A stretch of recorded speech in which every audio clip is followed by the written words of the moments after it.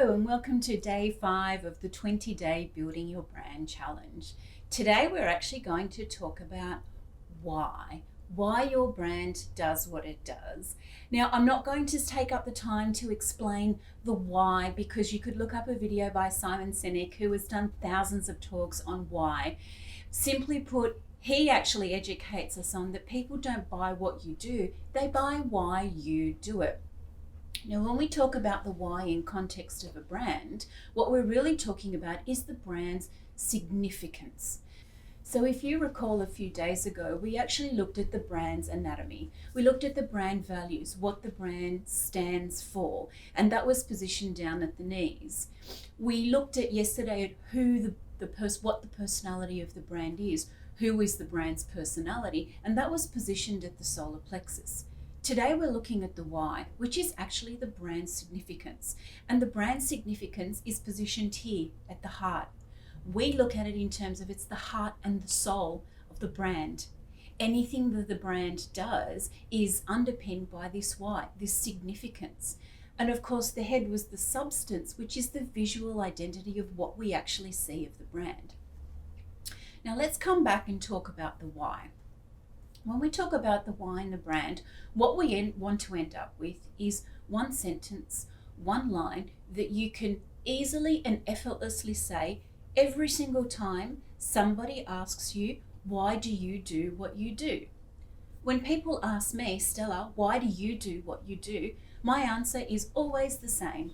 I build brands for a profit, a purpose, or to leave a legacy behind. That's it.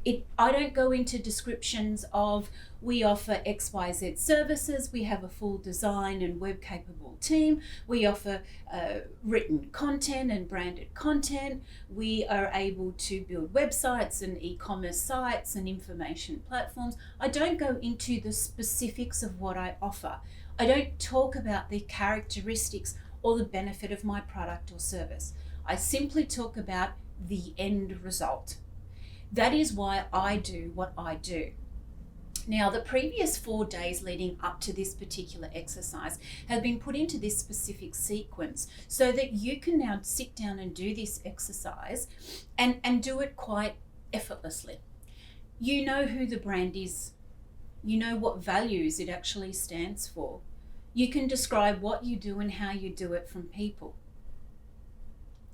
When you take a look at all of those responses, you're able to piece together why it is that you do what you do. Now, for some people, this exercise will be effortless, and for others, you'll be a little bit challenged by it. However, I want you to give it a little bit of time. In fact, I want you to give it the next 24 hours. It doesn't matter how long it takes you. It doesn't matter if you come back in 22 sittings. It doesn't matter if you revisit every 5 minutes, 5 minutes, 5 minutes. It's okay. This is going to be very different for a lot of people. So that's why I'm giving you the time frame of 24 hours. Stay with it, keep crafting it, keep working at it, ask for some help and some feedback. Remember of those significant others that I've actually talked about, a trusted mentor, a coach, a trusted family member or friend that understands who it is and what you do, a long-term client and a newly acquired client. They need to fit that criteria and get them to help you with it. Their responses and feedback may actually guide you to develop your own. Now, here's a couple of ground rules for coming up with the why, your brand's significance. If you're using words or a combination of words or a part of a phrase or a statement that your competitor says, it's not acceptable. Some people would label the why as a couple of different things. Some people call this a vision statement, a mission statement. Some people call it an elevator pitch. Some people call it a 30 or a 60 or a 10-second snippet. It doesn't matter what the label is. When it comes to a brand, we label it as the brand's significance. The why you do what you do that you can repeat on recall very, very quickly in one sentence. And people need to understand very quickly what it is that you do. Another rule to remember is you are not to use any jargon, no buzzwords, no technology describing words. Very, very simple. Think of lowest common denominator. Think of if you were talking to a toddler or a child, how would you describe what you do or why you do what you do? Now, another ground rule to consider is if you don't get it right first time, that's okay. It might take a little bit of practice. Again, your entire brand's presence, that document, that brand's anatomy, it is a living and breathing document. And the why may actually change. And it may actually change because as you get feedback, as you start to sit with it, it may not feel so comfortable for you, or you may actually get some reactions and feedback that weren't really too positive or didn't sit well with you. It's okay to change it and it's okay to evolve it. One other trick as well too, and I do this quite often, is you can use it as an app on your phone or you can get the hardcore dictionary out. I actually look up the definition of words so that I clearly understand what the word means. I also look up, in terms of the thesaurus, alternative words to use the same word that I want to describe. Some people don't like using the word fun, for example. It is an overused word, but you can look up alternative words. It might be free-spirited, it might be carefree, it might be loving, it might be enthusiastic. So there's an example of alternative words that you can use instead of the word fun. Another example of a word that's often misunderstood is discipline.